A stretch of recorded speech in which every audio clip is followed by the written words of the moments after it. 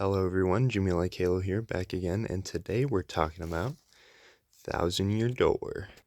Now, Paper Mario or Thousand Year Door specifically, is a game I always wanted to play because I have a GameCube, but never really got the chance to do so, and I always wanted to, but it was just a really expensive game online, so I never was able to have enough money to purchase over hundreds of dollars just to play one GameCube game.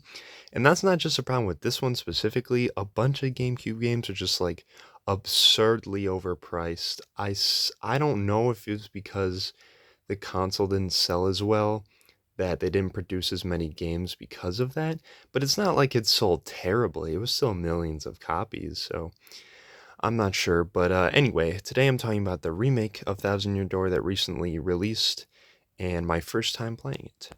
So yeah, the only other Paper Marios I've played before this was Super Paper Mario and the N64 one, which I only barely played. But this one is more similar to this first one, the 64 one, in which you have different partners in a turn-based RPG that you gain along the way, and they all have their each different abilities both in combat and in the game. Also, I really like this cover. They had a slip cover for the original GameCube cover that was like a pre-order bonus for Nintendo New York and GameStop in both, I think, the US and Canada. But I for some reason even that slipcover was like people are trying to sell it for hundreds. I have no idea why. It's literally a piece of paper. But anyway, as you can see, this is a physical version.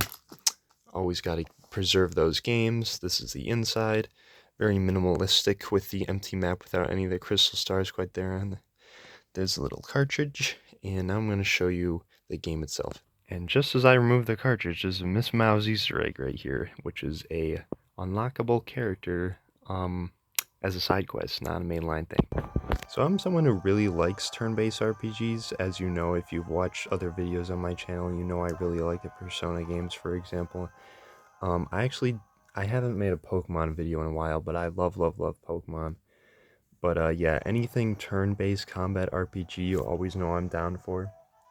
So that's why I really felt like I clicked with this game so much, because that's exactly what it is. But it's not just that, because the action commands you use in battle is more like interactive, which started in Super Mario RPG actually.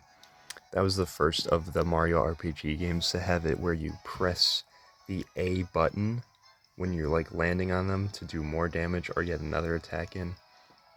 So I think that's a really unique and interesting mechanic that they have. And honestly, I'm surprised more games don't have that, although there was a game at the Xbox Showcase that did have that. But yeah, very interesting mechanic.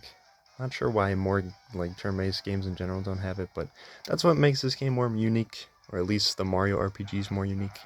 But yeah, just like everything about this game, compared especially to the newer Mario games, they don't, or the specifically newer Paper Mario games, they don't have as much character and like unique identity to them. They don't have original characters like this game does the best. So even Paper Mario 64, the first one, it had like, it's still a Goomba or a Koopa, but they look different, they have a name, they have a personality, and this game really fleshes that out even more. Like you can even see from just the partners alone in this game, like the mouse and Vivian as a ghost are completely new Mario things that have never been used in any other material before this. Um, so I find that like the most fascinating part about it. They were able to create their own, like this NPC as well, their own unique characters and make it feel more unique. And ever since Paper Mario 6's star, they weren't allowed to do that. Like this guy right here was also from Paper Mario 64, and you notice in a lot of Mario Party games there was actually a ton of Paper Mario characters that ended up being in those games. And I always thought they were like, oh, it's a Mario character from some random game or is a Mario Party character. No, like the first 7 stars that are used in Mario Party for the main menus are from Paper Mario 64, which is crazy to think about. But nowadays, they would never use anything from Paper Mario for whatever reason that may be. But That's just how it is. But that's why this game is so good, and it's so surprising that it ended up getting remastered because it goes against everything Miyamoto was allowing Intelligent Systems, the Paper Mario developers, to do with them. He literally wasn't letting them have their own unique characters because they wanted to streamline the franchise for whatever reason that may be. But I'm really glad that they did re-release this. It was a very good idea. Hopefully, it means in the future the new Paper Marios will be like this one and not like Sticker Star, Color Splash, Origami King. Even though those gradually, I feel like, got better with each of them, they're like just barely not there. Um, so if this remake is anything of a good sign of what's to come, then it leaves me very excited. Also, just like the Super Mario RPG remake in the badges, not only is the remade music really well, and there's like new versions of old songs, but there's also original ones, and you can even put on the classic versions if you prefer those. I have never played the original game, unfortunately. Like I said, always wanted to, never got the chance. I'm glad I can finally play or pay a normal price for the game. Like $60 might seem like a lot for a 2004 game 20 years ago, but when you compare it to the hundreds of dollars that it goes for on the market, yeah, I think I'm okay with that. But yeah, like I said, I love like this game looks beautiful now. It already looked good before, but they really just made it look so much better somehow, even on the Switch. And it was like controversial that it was 30 frames per second instead of the original being 60, since there are those action inputs. But honestly, playing the game, once you get going, you really don't care, or really like you'll notice it if you're going between different games, but for me, I just don't care. It actually looks pretty smooth for a 30 frame game, usually because it's locked to it. I don't really care. As long as the game is fun, the frame rate shouldn't matter at all, especially when it's, locked the entire time. It's not uneven frame pacing. But yeah, that's about all I have to say about that.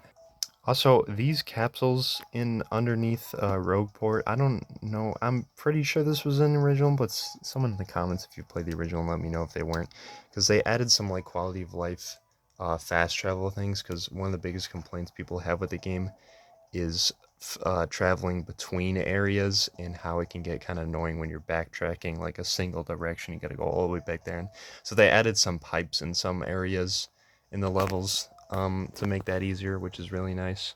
Some of them I wasn't sure if it was new or not because obviously I haven't played the game, but let me know if that's the case. But yeah, I can basically show you how the gameplay works in this game. Essentially, like I said, turn-based combat. However, you have your jump to use, your hammer to use, there's items used, there's the specials which are used there. Every time you get a crystal scar, you get a new ability, and they cost certain star points. So, as you can see, if I issue an action command and I click select, you have to hold it and then let go when the star is on there, and you'll do more or less damage depending on how good your timing is. And you can switch partners between battle. There's all these badges to help you execute your own special moves. Even this Yoshi party member you get to name and choose the color of by waiting a certain amount of time, which is awesome. But like I said, there's just so much to love about this game. You really can't go wrong at all. One of the best RPGs honestly ever made, especially for a Mario game. Honestly, one of the best Mario games ever made for how unique it is. Definitely up there.